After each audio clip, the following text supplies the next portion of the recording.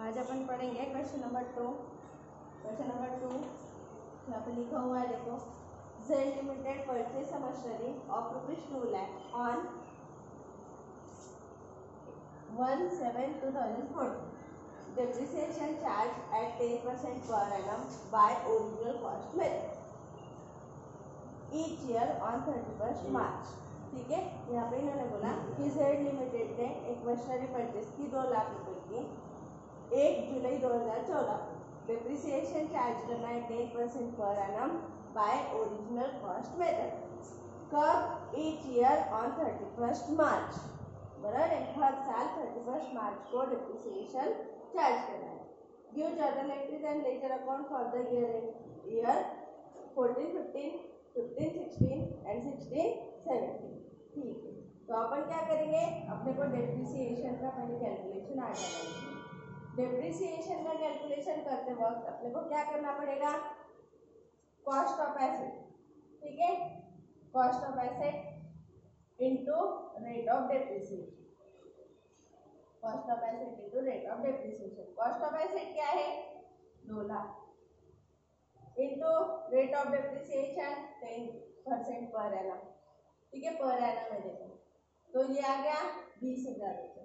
लेकिन अपन ने first year asset कब खरीदी, मतलब जिस साल एसेट खरीदी वो जो फर्स्ट ईयर था वो क्या था, 1/7/2014 से लेके ये साल कब खत्म होगा, 31 मार्च। अब कब आएगा, 31 मार्च 2015 में आएगा, क्योंकि जुलाई 14 के बाद अब आने वाला जो 31 मार्च है वो 2015 में आएगा।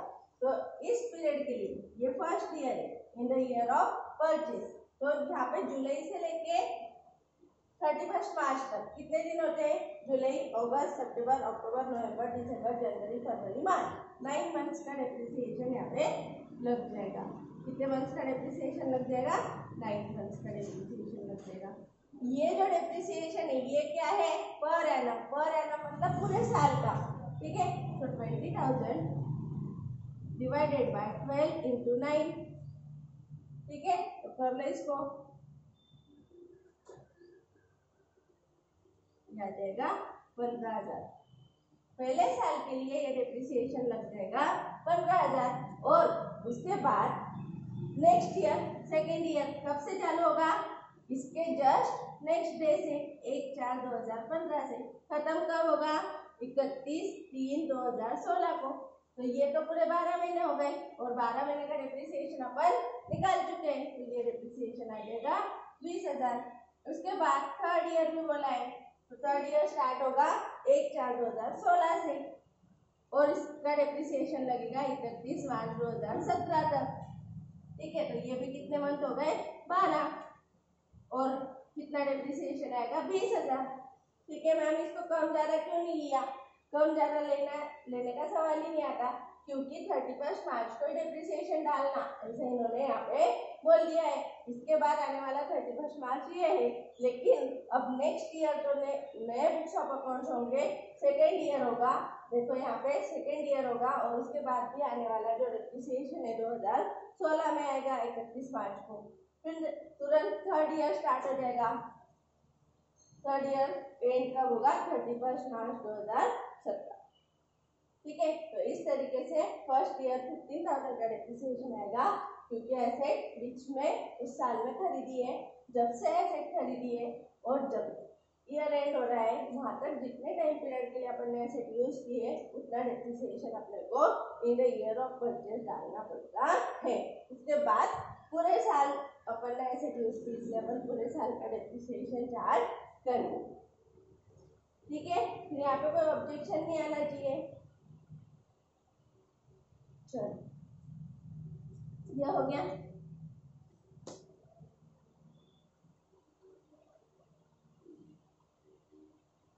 फिर अपने को करना है आगे जर्नल एंट्रीज, तो अपन कर लेते हैं जर्नल एंट्रीज। ठीक है, अगर एसेट सोल्ड हो जाती है तो ऐसा बोला रहेगा, एसेट सोल्ड नहीं हुई है मतलब एसेट अपन कंटिन्यूअसली अपने बिजनेस में यूज करते जा रहे हैं, इसलिए डेप्रिसिएशन अपन डालते जाएंगे हर साल।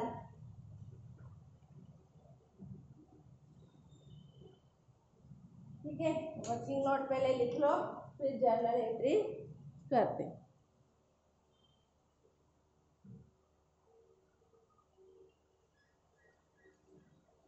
फिर देखो इन द बुक्स ऑफ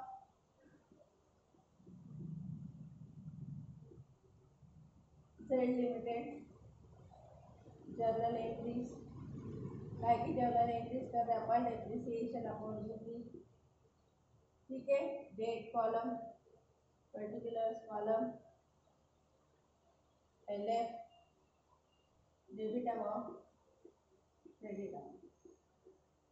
ठीक है, एसेट परचेज की सबकी एक साथ 2014 को। मशीनरी परचेज की, मशीनरी कम्स इन, मशीनरी को डेबिट होगा, machinery account debit. 2 cash goes out, cash को क्रेडिट होगा। कैश क्यों आया, उधार रहता तो पर्सन का नाम दिया रहता, बैंक रहता तो चेक दिया रहता। ठीक है, बीइंग मशीनरी परचेज।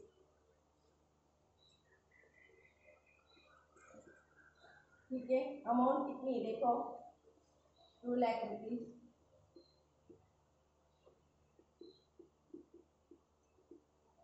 अब सीधा 31 मार्च को ही डेप्रिसिएशन आएगा एसेट यूज करने के बदले।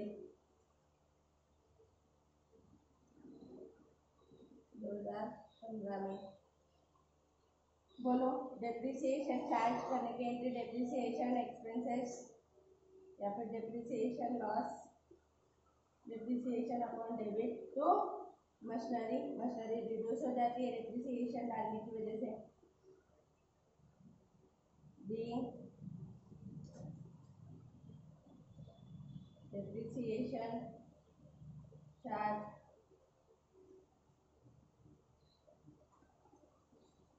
ठीक है, कितने रुपीज है कैलकुलेशन करके रखा है, 9 महीने का 15,000 रुपये। ठीक है, ये डेप्रिसिएशन उसी दिन 31 मार्च को ही ईयर एंड होता है, उसी दिन ये डेप्रिसिएशन प्रॉफिट एंड लॉस को ट्रांसफर हो जाता है। Profit and loss account debit. तो depreciation account being depreciation charge being depreciation transfer to profit and loss account। ठीक है, फिर सीधा नेक्स्ट ईयर के एंड में 31 मार्च को अपने को डेप्रिसिएशन लेना है, क्योंकि नई एसेट और परचेज नहीं किए। ये रीति को बोला रहता बट ऑब्वियस है। Depreciation account debit to machinery account being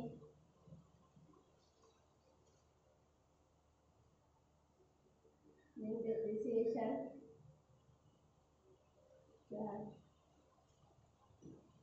ठीक है, कितने रुपीज है देखो 20,000 रुपये। पहले दिन से तो लास्ट दिन तक पूरे 12 महीने अपन ने इस एसेट को यूज किया है। ठीक है, नेक्स्ट ईयर का डेप्रिसिएशन अपन क्या कर देंगे, ट्रांसफर कर देंगे। कहाँ ट्रांसफर कर देंगे, प्रॉफिट एंड लॉस अकाउंट में। तो बार बार सेम एंट्री होती जाती है, सिर्फ अमाउंट यहाँ पर सही तरीके की कैलकुलेट की हुई होनी है, अदरवाइज दूसरा कुछ भी इस टॉपिक में नहीं है। एंट्रीज वही 2-3 एंट्रीज घूम के आएगी। डेप्रिसिएशन चार्ज करने की तो 2 एंट्री चार्ज होता है। एसेट परचेज की एंट्री परचेज की जैसे होगी, सोल्ड अभी अपन ने लिया नहीं, पर सेल की एंट्री होगी। सेल में प्रॉफिट आएगा, लॉस। ठीक है, कुछ ज़्यादा वैरायटी नहीं है, बस यहाँ पे अमाउंट निकालना थोड़ा सा मुश्किल होता है, या फिर उसका कैलकुलेशन प्रॉपर लिखा जाना जरूरी है। ठीक है। तो उसके बाद 31 मार्च 16 को ही अपन ने क्या किया, प्रॉफिट एंड लॉस डेप्रिसिएशन को ट्रांसफर कर दिया। Profit and loss account debit to depreciation account being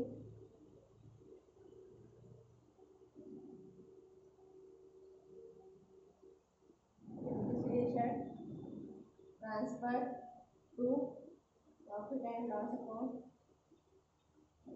20,000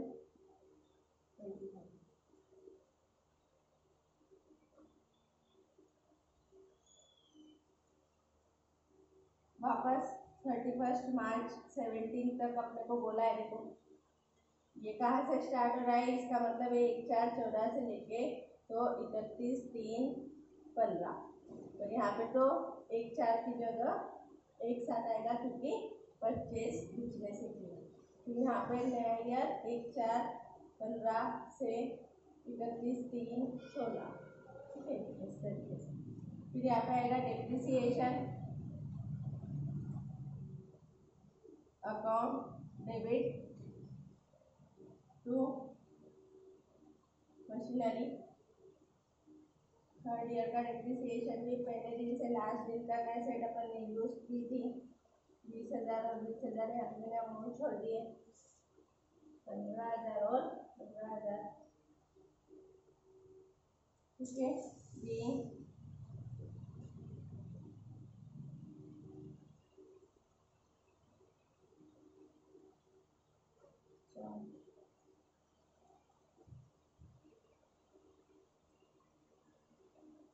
third year का डेप्रिसिएशन थर्ड ईयर के प्रॉफिट लॉस में ट्रांसफर कर देंगे।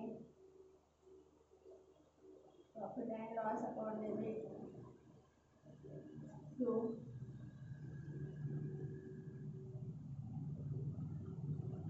डेप्रिसिएशन अकाउंट 50,000 rupees being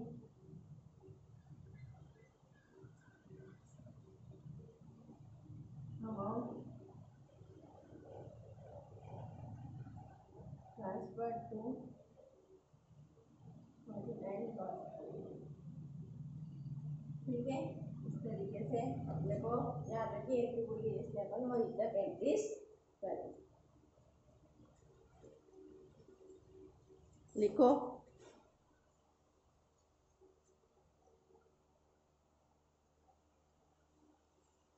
इसके बाद अपने को इसकी लेजर बनाने हैं, लेजर अकाउंट बनाने हैं।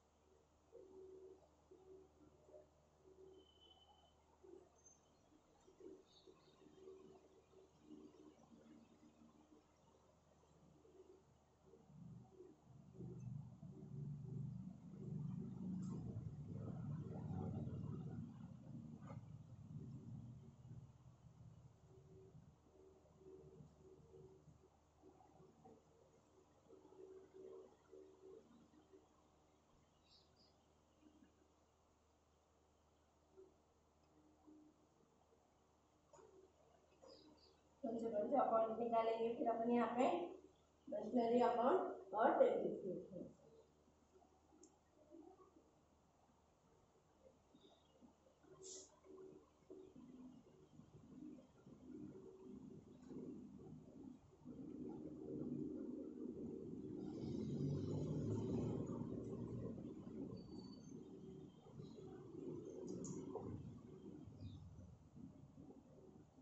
Column date particulars date amount date particulars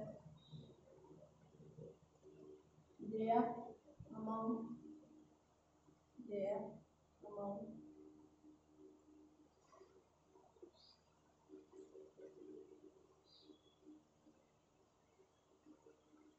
ठीक है, चलो फिर मशीनरी अकाउंट निकाल लेते हैं।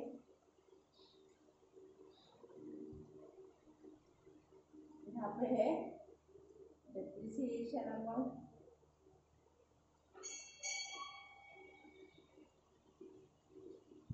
ठीक है। हाँ, 1 जुलाई 2014 को 1/7/2014 को अपन ने एसेट परचेज की। एसेट के डेबिट में लिखेंगे टू कैश, पोस्टिंग करते जाना है बस।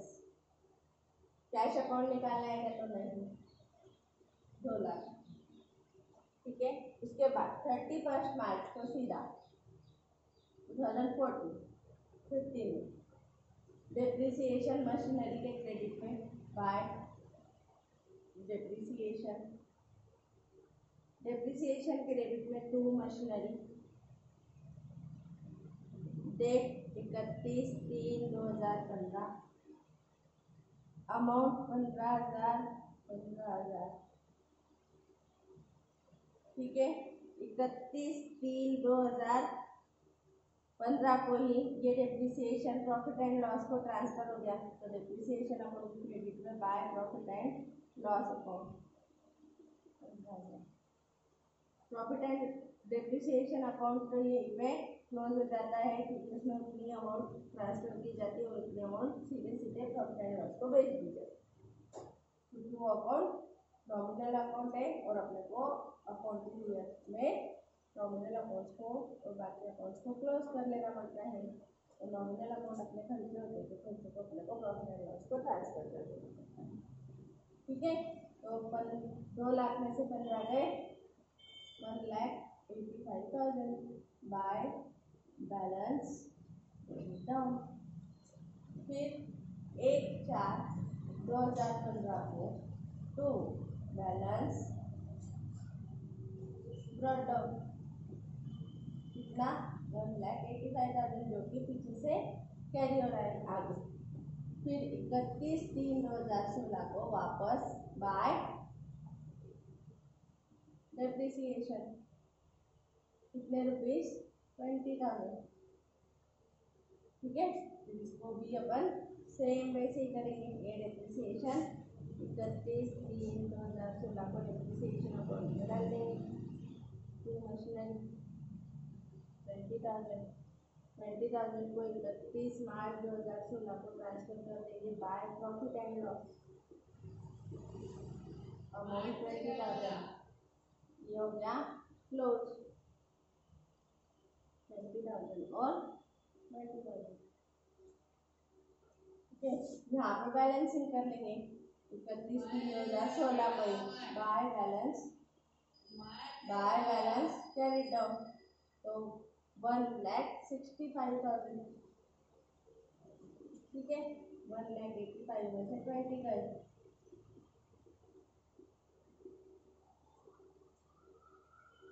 फिर 1/4/2016 को टू बैलेंस ब्रॉट डाउन 1,65,000, 31/3/2017 को सेम चीज बाय डेप्रिसिएशन, कितने रुपए 30,000 आएगा बाय बैलेंस कैरी डाउन,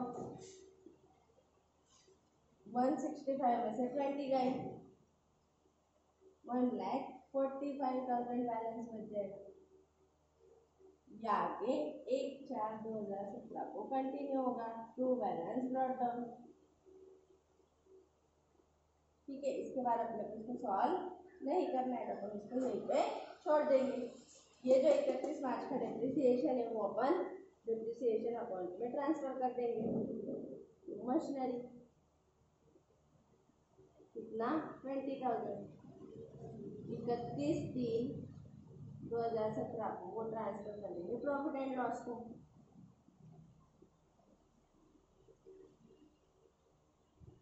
और ये वापस क्लोज, ठीक है। इस तरीके से तुम्हारा मशीनरी अकाउंट, जर्नल एंट्री और वर्किंग नोट बनेगी, ठीक है। इसको लिख लो।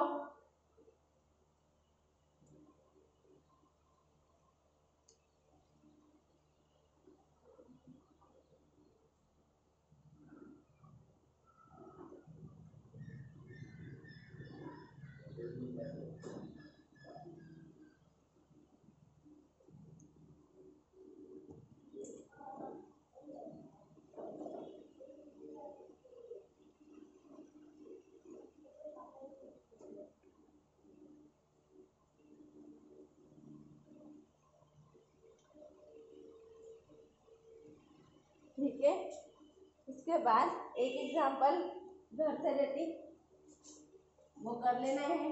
क्वेश्चन नंबर 3, इसी को चेंज कर देती हूँ। P limited purchase a computer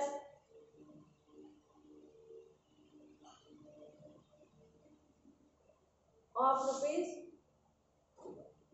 ₹50,000 on 1/4/2016, charge depreciation at 20% per annum by original cost method each year on 31st March। ठीक है, हर साल 31 मार्च को डेप्रिसिएशन डालना है। अपन ने कंप्यूटर परचेज किया है 50,000 रुपये का, 1/4/2016 को 20% उसमें पर एनम का डेप्रिसिएशन आना चाहिए। अपने को जर्नल एंट्रीज और अकाउंट्स बनाने हैं 16, 17, 17, 18 और 18, 19 3 साल। ठीक है, तो ये एग्जाम्पल आज तुम लोगों को करना है, तो मेरे को समझ में भी आएगा कि कौन कौन स्टूडेंट्स इसको कर रहे हैं।